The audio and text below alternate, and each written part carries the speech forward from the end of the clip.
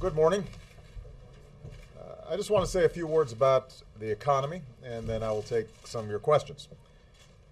Today we're fighting back from the deepest economic crisis since the Great Depression. After losing jobs for 25 months in a row, our businesses have now created jobs for 27 months in a row, 4.3 million new jobs in all. The fact is, job growth in this recovery has been stronger than in the one following the last recession a decade ago. But the hole we have to fill is much deeper, and the global aftershocks are much greater. And that's why we've got to keep on pressing with actions that further strengthen the economy. Right now, one concern is Europe, which faces a threat of renewed recession as countries deal with a financial crisis. Obviously, this matters to us because Europe is our largest economic trading partner. If there's less demand for our products in places like Paris or Madrid, it could mean less businesses or less business for manufacturers in places like Pittsburgh or Milwaukee. The good news is there is a path out of this challenge. These decisions are fundamentally in the hands of Europe's leaders, and fortunately they understand the seriousness of the situation and the urgent need to act. I've been in frequent contact with them over the past several weeks, and we know that there are specific steps they can take right now to prevent the situation there from getting worse. In the short term, they've got to stabilize their financial system, and part of that is taking clear action as soon as possible to inject capital into weak banks.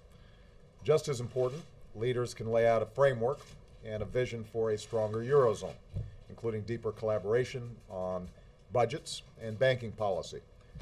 Getting there is going to take some time, but showing the political commitment to share the benefits and responsibilities of an integrated Europe will be a strong step. With respect to Greece, which has important elections next weekend, we've said that it is in everybody's interest for Greece to remain in the Eurozone while respecting its commitments to reform.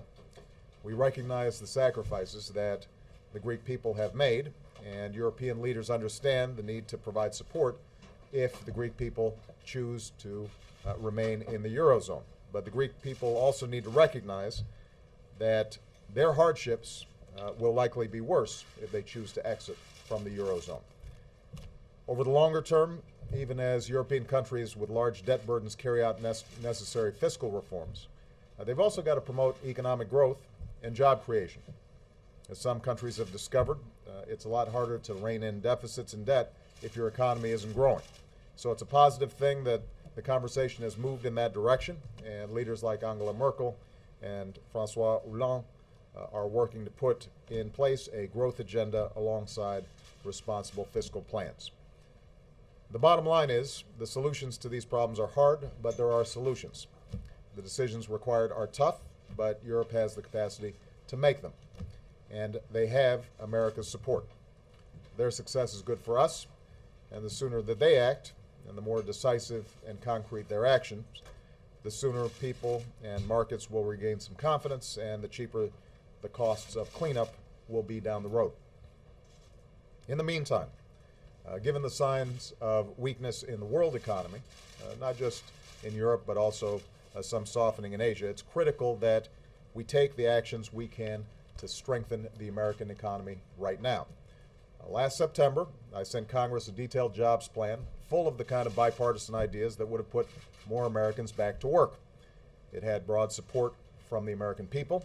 It was fully paid for. If Congress had passed it in full, we'd be on track to have 1 million more Americans working this year. The unemployment rate would be lower. Our economy would be stronger. Of course, Congress refused to pass this jobs plan in full. They did act on a few parts of the bill, most significantly the payroll tax cut that's putting more money in every working person's paycheck right now, and I appreciate them taking that action. But they left most of the jobs plan just sitting there. And in light of the headwinds that we're facing right now, I urge them to reconsider, because there are steps we can take right now to put more people back to work. They're not just my ideas. They're not just Democratic ideas.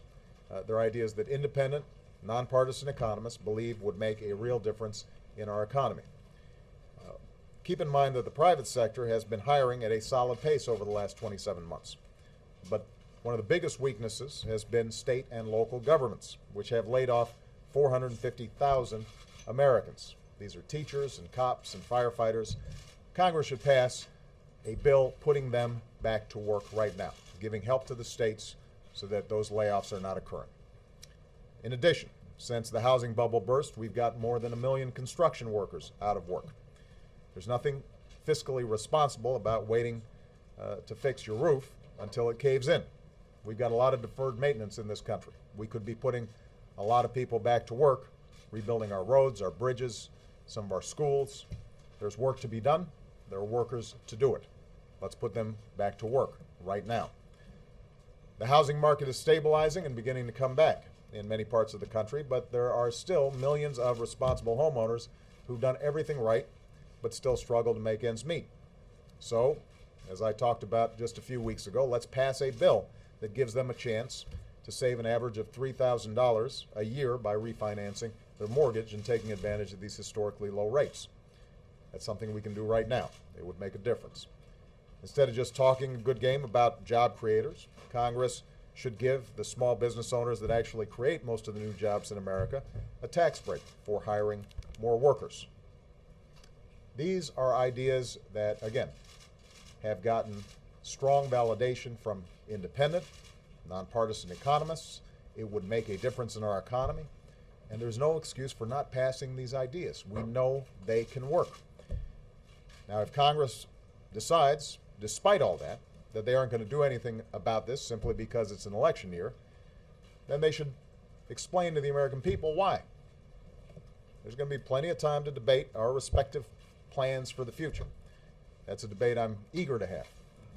But right now, people in this town should be focused on doing everything we can to keep our recovery going and keeping our country strong. And that requires some action on the part of Congress. So I would urge them to take another look at some of the ideas that have already been put forward. And with that, I'm going to take a couple of questions, and I'm going to start with Karen Bowen, who is with Reuters, but as we all know, is about to go get a fancy job with the National Journal, and we're very proud of her. So congratulations to you, Karen. You get the first crack at it. Thank you very much, Mr. President. Could you tell the American people what role the United States is playing in the European debt crisis? And also, do you think European leaders have a handle on what's needed to stem the crisis?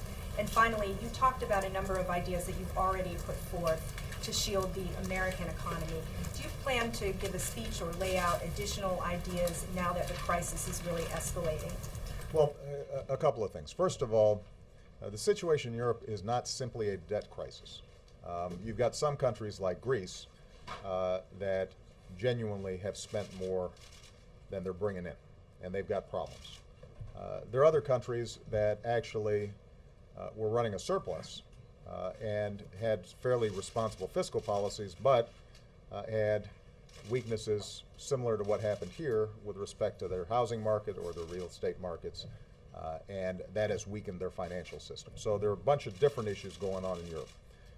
It's not simply a debt crisis. What is true is that the markets, getting nervous, have started making it much more expensive for them to borrow, and that then gets them on a downward spiral. We have been in constant contact with Europe over the last, European leaders over the last 2 years. We have consulted with them both at the head of government and head of state level. I frequently speak to the leaders not only at formal settings like the G8, but also on the telephone or via video conference, and our economic teams have gone over there to consult. As I said in my opening remarks, the challenges they face are solvable. Right now, their focus has to be on strengthening their overall banking system, much in the same way that we did back in 2009 and 2010, making a series of decisive actions that give people confidence that the banking system is solid, that capital requirements are being met, that various stresses that may be out there can be absorbed by the system. And I think that European leaders are in discussions about that, and they're moving in the right direction. In addition, they're going to have to look at how do they achieve growth at the same time as they're carrying out structural reforms that may take 2 or 3 or 5 years to fully accomplish. So countries like Spain and Italy, for example, have embarked on some smart structural reforms that everybody thinks are necessary. Everything from tax collection to labor markets to a whole host of different issues. But they've got to have the time and the space for those steps to succeed. And if they are just cutting and cutting and cutting, and their unemployment rate is going up and up and up, and people are pulling back further from spending money because they're feeling a lot of pressure.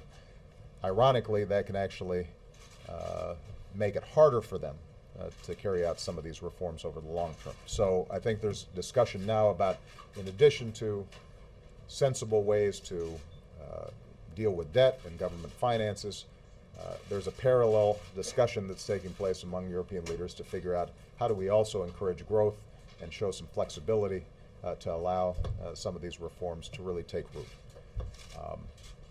Now, keep in mind that this obviously can have a potential impact on us because Europe's our largest trading partner. The good news is that a lot of the work we did back in 2009 and 2010 have put our financial system on a much more solid footing. Our insistence of increasing capital requirements for banks means that they can absorb some of the shocks that might come from across the Atlantic. Folks in the financial sector have been monitoring this carefully, and I think are prepared for a range of contingencies. But even if we weren't directly hit in the sense that our financial system still stayed solid, if Europe goes into a recession, that means we're selling fewer goods, fewer services, and that is going to have some impact on the pace of our recovery. So we want to do everything we can to make sure that we are supportive of what European leaders are talking about. Ultimately, it is a decision that they've got to make in terms of how they move forward towards more integration, how they move forward in terms of accommodating the needs for both reform and growth. And the most important thing I think we can do is make sure that we continue to have a strong, robust recovery. So the steps that I've outlined are the ones that are needed. We've got a couple of sectors in our economy that are still weak. Overall, the private sector has been doing a good job creating jobs. We've seen record profits in the corporate sector. The big challenge we have in our economy right now is state and local government hiring has been going in the wrong direction. You've seen teacher layoffs, police officers, cops, firefighters being laid off. And the other sector that's still weak has been the construction industry. Those two areas we've directly addressed with our jobs plan. The problem is that it requires Congress to take action, and we're going to keep pushing them to see if they can move in that direction. Okay. Jackie Combs. Where'd Jackie go? There she is. Thank you, Mr. President. I'd like to ask you about what a couple other people have said about Europe. And one is that I'd like to know if you agree with former President Bill Clinton, who said in the past week that the Europeans' policies that you've described here today are much like those of the Republicans in this country. Politics of austerity that would, take us in the same direction as Europe, if you agree with that. The Republicans, for their part, have said that you're simply blaming the Europeans for problems that have been caused by your own policies. So I'd like you to respond to both of those, and also tell us precisely how much time you personally spend on the European situation. Any other aspects to the question? I do have more questions.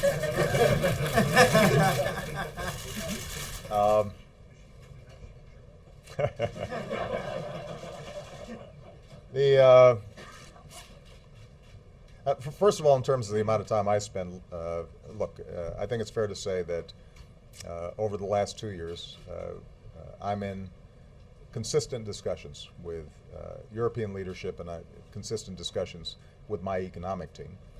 This is one of the things that's changed in the world economy over the last 2 or 3 decades, is that this is a global economy now. And what happens anywhere in the world can have an impact here in the United States. Certainly that's true after the kind of trauma that we saw in 2008 and 2009. And, you know,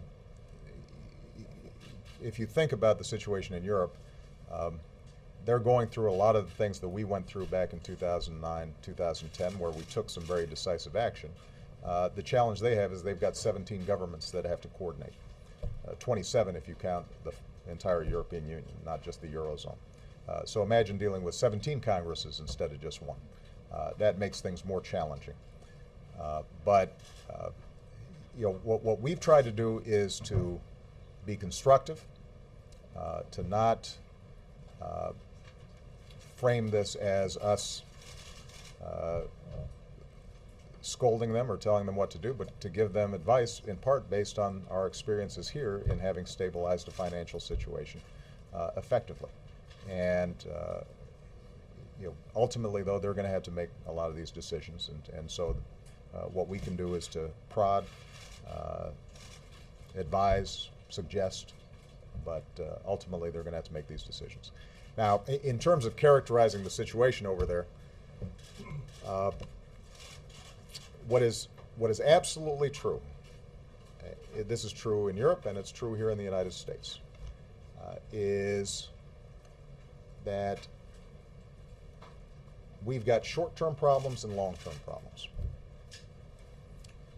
And the short-term problems are, how do we put people back to work?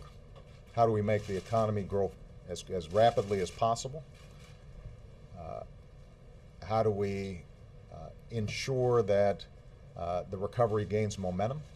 Because if we do those things, not only is it good for the people who find work, not only is it good for families who are able to pay the bills, but it actually is one of the most important things we can do to reduce deficits and debt. It's a lot easier to deal with deficits and debt if you're growing, because you're bringing in more revenue and you're not spending as much because people don't need unemployment insurance as much. They don't need other programs that are providing support to people in need because things are going pretty good. Now, that's true here in the United States, and that's true in Europe. So the problem, I think President Clinton identified, is that if, when an economy is still weak and a recovery is still fragile, that you resort to a strategy of let's cut more, so that you're seeing government layoffs, reductions in government spending, severe cutbacks in major investments that help the economy grow over the long term. If you're doing all those things at the same time as consumers are pulling back because they're still trying to pay off credit card debt, and there's generally weak demand in the economy as a whole, then you can get on a downward spiral where everybody's pulling back at the same time. That weakens demand, and that further crimps the desire of companies to hire more people.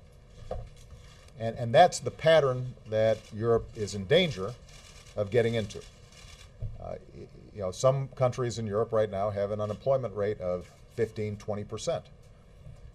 If you are engaging in too much austerity too quickly, and that unemployment rate goes up to 20 or 25%, then that actually makes it harder to then pay off your debts. And the markets, by the way, respond when they see this kind of downward spiral happening. They start making a calculation, well, if you're not growing at all, if you're contracting, you may end up having more trouble paying us off, so we're going to charge you even more. Your interest rates will go up, and it makes it that much tougher. So, I think that what we want both for ourselves, but what we've advised in Europe as well, is a strategy that says, let's do everything we can to grow now, even as we lock in a long-term plan to stabilize our debt and our deficits and start bringing them down in a steady, sensible way. And by the way, that's what we proposed last year. That's what's proposed in my budget. What I've said is, let's make long-term spending cuts. Let's initiate long-term reforms. Let's reduce our health care spending. Let's make sure that we've got a pathway, a glide path to fiscal responsibility. But at the same time, let's not underinvest in the things that we need to do right now to grow. And that recipe of short-term investments in growth and jobs with a long-term path of fiscal responsibility is the right approach to take for, I think, not only the United States, but also for Europe. Okay. What about the Republicans saying that you're blaming the Europeans for the failures of your own policies? The truth of the matter is that, as I said, we've created 4.3 million jobs over the last 27 months, over 800,000 just this year alone. The private sector is doing fine.